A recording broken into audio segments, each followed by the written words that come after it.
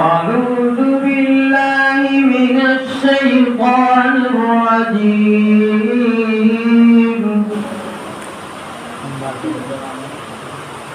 بسم الله الرحمن الرحيم.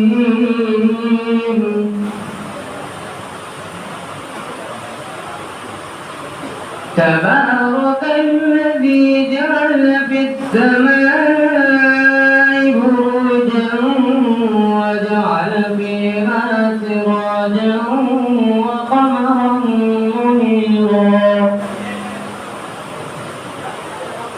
وهو الذي جعل الليل والنهار خلفة لمن أراد أن يذكر أو أراد شكورا.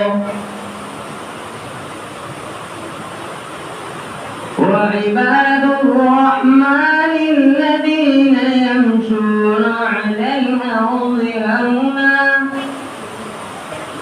وإذا خاطبهم الجاهلون قالوا سلاما. والذين يبيتون لربهم سجدا وقياما،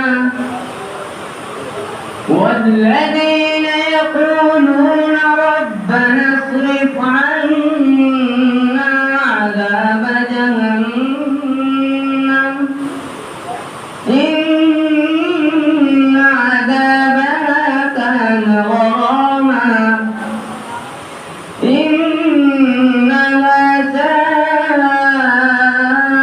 مستقرا ومقاما. والذين إذا أنفقوا لم يسرفوا ولم يقتروا وكان بين ذلك قواما. والذين لا يدعون مع الله إلها آخر ولا يقتلون النفس التي حرم الله إلا بالحق ولا يزنون، ومن يفعل ذلك يلقى أثاما يضاعف له العذاب يوم القيامة ويخلد فيه مهانا إلا من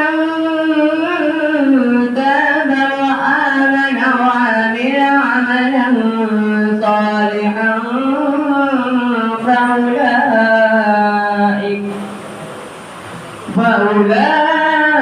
فأولئك يبدل الله سيئاتهم حسنات